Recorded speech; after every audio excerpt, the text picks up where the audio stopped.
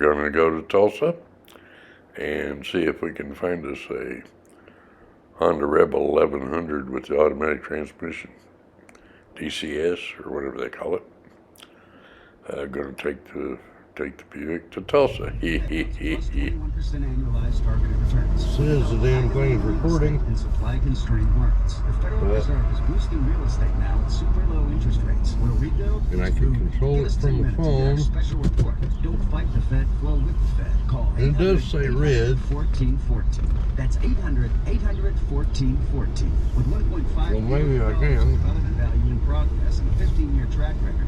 Check out our safer hedge strategy, providing both inflation protection and stock so we're gonna before the market run to Tulsa. Call 800-1414. That's 800-800-1414. And maybe turn off the radio while I'm talking. And see if this puppy works. We do motorcycle runs. Why can't we do Buick runs? Suction cup may not work. Needs a little Vaseline on it or something like that.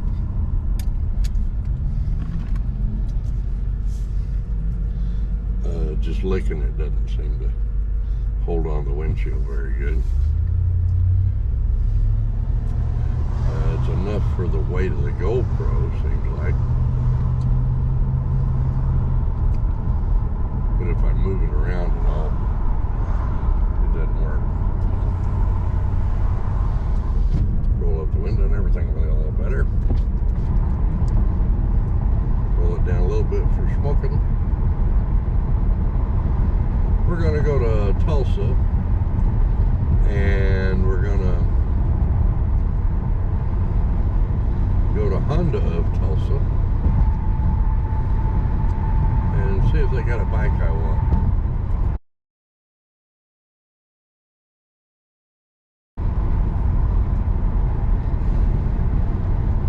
Can't do without her, whatever. And then we're going to go to Sapulpa, see if we can't get some Totinos or Hot Pockets or some goddamn thing.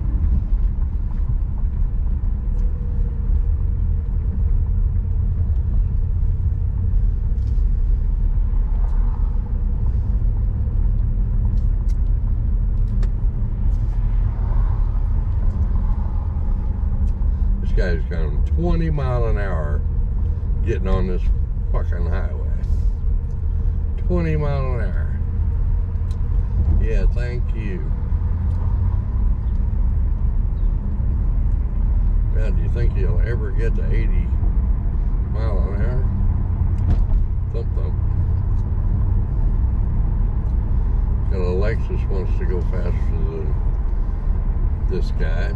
I want to go faster than this guy. He puts his brake going around a corner. Well, I guess he's got a Kia, so can't depend on that damn car.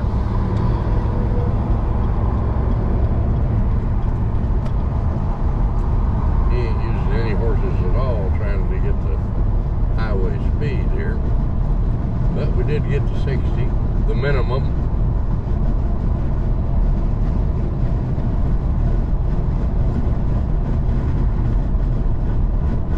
Now we got too many people in front of us, too many people behind us. We're doing the minimum.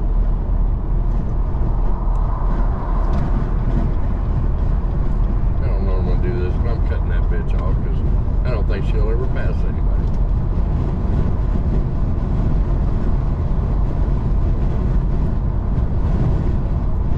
I guess she's just gonna do the minimum.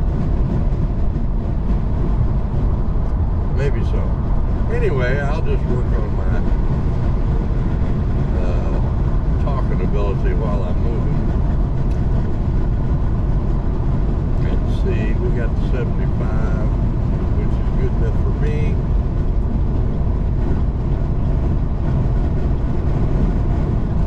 And it looks like we'll still end up passing that truck right there. Going about 70, 76 maybe.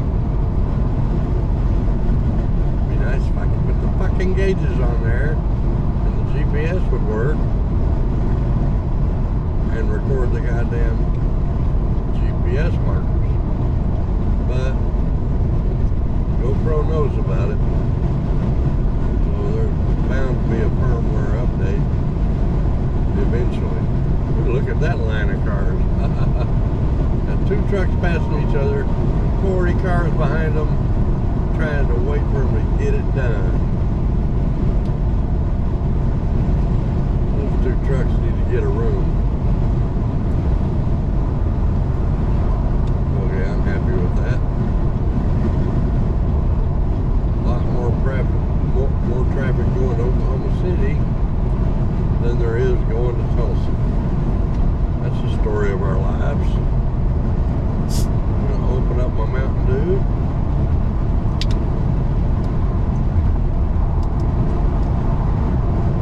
And maybe get a drink without wrecking the car.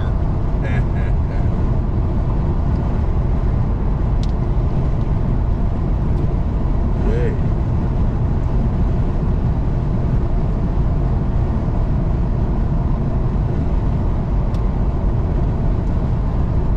Where this cup holder was made for me in this Buick, because it holds a 1 liter Mountain Dew snugly without letting it tip over, unlike the Chevy pickup, who makes it too loose in the cup holder when there's a 2 liter in there. And let's see, and then you got the Cavalier that has a cup holder the size of a 12-ounce can. That's all it's ever going to hold, and no height ability because the cup holder is too close to the dashboard. This cup holder is back here by my wrist. When my elbow is on the elbow rest. Alright, I got all windows up. I assume we're still recording. And we are, when we get to the 4 lane here, we're going to bump it up to 80 miles an hour.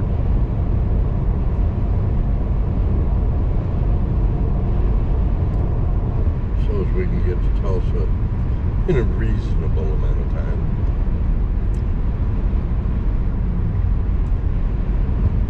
This GoPro display on the phone is just a big button that's white with a red square on the inside. So I guess that means we're recording, and I should be able to turn it on and off from the phone. And which could have its benefits, but we're probably going to keep this on all the way to, oops, I'm doing 75. I got people passing me on both sides. So when they both get past me, I'll bump it up to 80. Okay, we're going up to 80.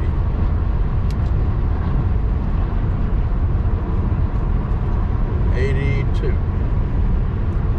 Close enough.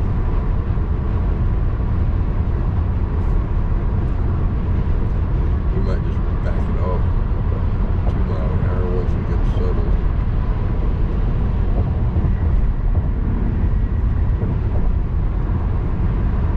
Okay, now looks like we're right on 80. 80 miles per hour in a super smooth car. 12:29 in the daytime. Truck gets out of the way. Time for a drink.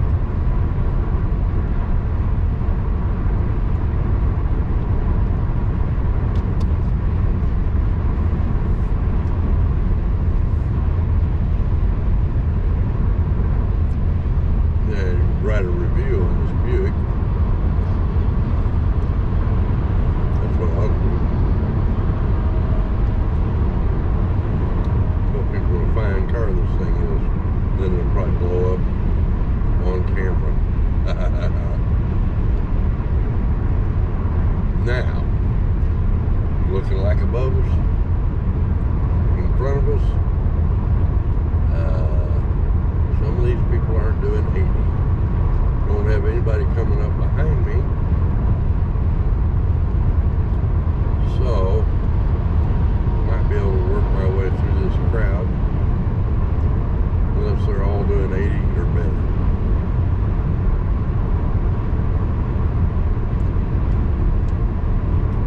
Having a pike pass sure helps. And I don't have to think about getting on and off this damn.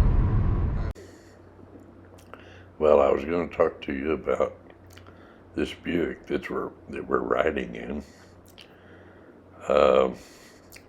It's just one of my little projects that I did. It's a 2008 Lucerne CTX. So it's kind of top of the models. What my daddy used to call a four-holer Buick. And he said, if you knew you made it if you had a four-holer Buick. Well, I've got a four-holer Buick, but I was having to replace an old Dodge truck that only had a six-cylinder in it, and only four of them worked. So I was having to get rid of that thing. And I had all this money that the government had sent me. But I ran onto this thing, and it was just real pretty. It's red and shines up real well. And really didn't have anything externally wrong with it. I drove it. Engine was strong and no smoke, no nothing like that. And asked the guy what he wanted for it. He'd just gotten it on the lot from the auction or something. And he wanted $3,000 for it. And I thought, hell, I know where these CTXs come from. They run them right side by side with the Cadillac CTS. And all the parts that go on both of them are about the same.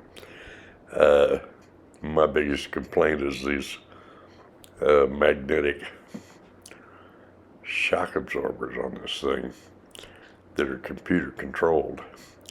And I replaced those right away. I put about $1,500 in the thing, just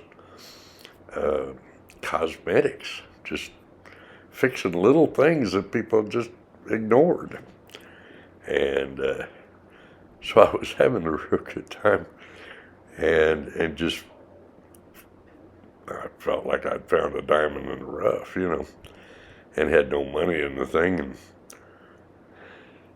And it turned out to be a fabulous highway car. The shocks on the thing weren't any good when I got it, and come to find out, you got to replace those $600 shocks every 70,000 miles. This thing had 130,000 miles on it, which for a good GM 8-cylinder is barely broken in as far as I'm concerned nowadays. And it had everything on it, everything that I like. And so anyway, I got this car. I never drive the thing. It goes to Walmart and back, which is about a mile round trip from my house, you know. And I never drive it. And I ride my bike more than I ride that Buick. But every once in a while I'd get a wild hair like this trip right here, where I decided I wanted to go see one of these Hondas and sit on it, because I had been watching the reviews on it, and some of these people really liked this thing. A bunch of people didn't like the suspension on it, on the rear, and don't seem to be able to adjust it out of there, you know, that it, I believe it just kind of hits rock bottom pretty easily. So I wanted to sit on one and see what it felt like. And in case the government just keeps sending me money for no apparent reason. And so I thought I might be able to figure out a way to get a bigger bike for highway trips. And Lord knows I ain't ever going to make it on YouTube. I mean, every once in a while, one of my videos makes it to double digits, you know. Big deal. Most of this is my family watching me do this crap. Well, there's those that is popular and them that is not. But anyway, this Buick that we're riding in is a really nice car. And it's got a big old 8-cylinder in it, so it doesn't get great mileage. But I had a BMW 1998 740 IL, which was the big BMW. And I had spent about 2 or 3 years just fixing that thing up myself. You can't take a BMW to a BMW dealer. You'll be buying another car every time you walk in there. Just repairing the one you got, because they want $500 just to look at it. But aftermarket parts on BMW are darn cheap. And BMW, if you find all the sensors and fix them, everything about the car works. So anyway, I did all that, and then I was on this highway right here, and come over a hill one night at midnight or so, and there was practically a parking lot in front of me. Everybody was stopped for miles that you could see forward, and I'm at the end of the line. And some lady plows into the back of my BMW at 75 miles an hour. Didn't hurt me any. That Beamer took that hit. I mean, it took it like a German tank. Took that hit, but it was all scrunched up. So it went away. So I needed something. And this Buick has all the stuff that thing had on it and more. And I replaced the BMW for $3,000. Okay, enough of that. You guys don't. We'll get back to the show. And a lot of times I'm going to the third lane here because I'd be going 364 across Tulsa. But this time we're going right in the meat of the matter. So I think we'll probably have to pull it down to about 75. So we don't interfere with all these people. That guy's pulling a Jeep on a trailer, but he's cranking right along with it. Now everybody's putting their brakes. Got a 65-mile-an-hour limit. Come off cruise control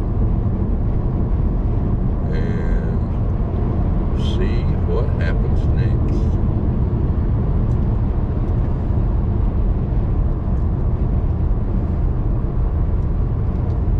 Yo, yo, yo.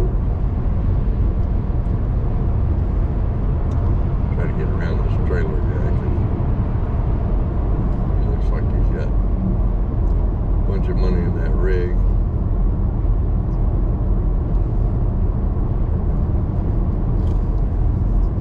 Hell, I got nearly $6,000 in this rig.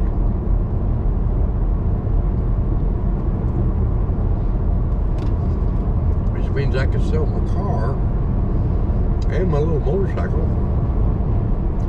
and have nearly enough to buy that bike.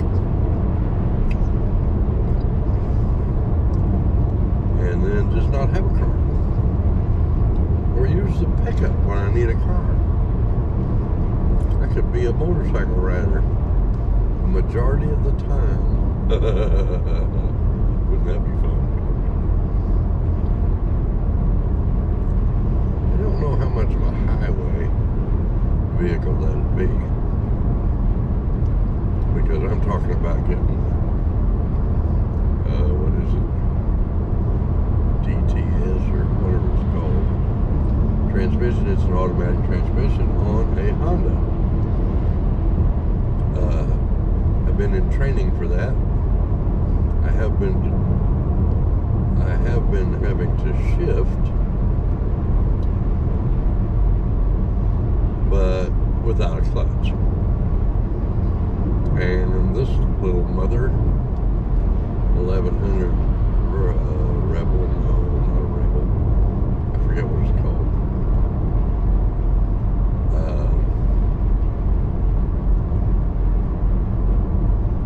Come on, people. It doesn't have a clutch either. So, there's an interesting looking truck up there. I'm going to get up there and look and see what he's hauling. I'm guessing by the back lights I'd say that was a International Harvester, but the top of the truck looks more like a Chevrolet. Oh, he's got two. Yes, he's got two.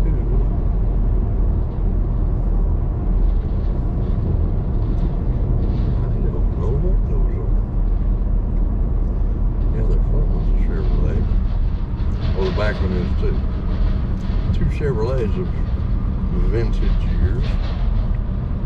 With a guy with a dually that he spent a lot of money on, and a trailer he spent a lot of money on. So that guy has went and bought him some shells of vehicles, and he obviously is getting ready to turn them into something. Or this is a DOT truck and he just paid to have them shipped. Yeah, express services, yeah, that's just a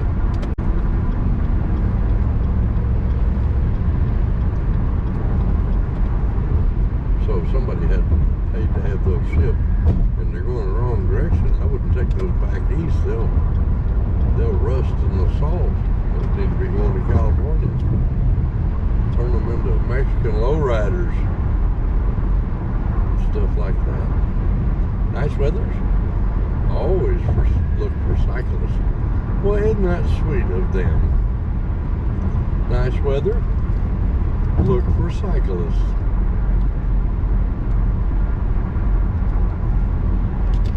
Okay, I've gone about as far as I can go with that cigarette. Okay, we're going to speed all this up because I got in a traffic jam right here and everybody was just going all over the place, and I'm not interested in all that. So this is I'm going to kind of cut this thing off at the end so that these things don't get too long. 25 minutes is a lot of sitting and listening to me. So I'll cut it off, but we're still on our way to Honda of Tulsa.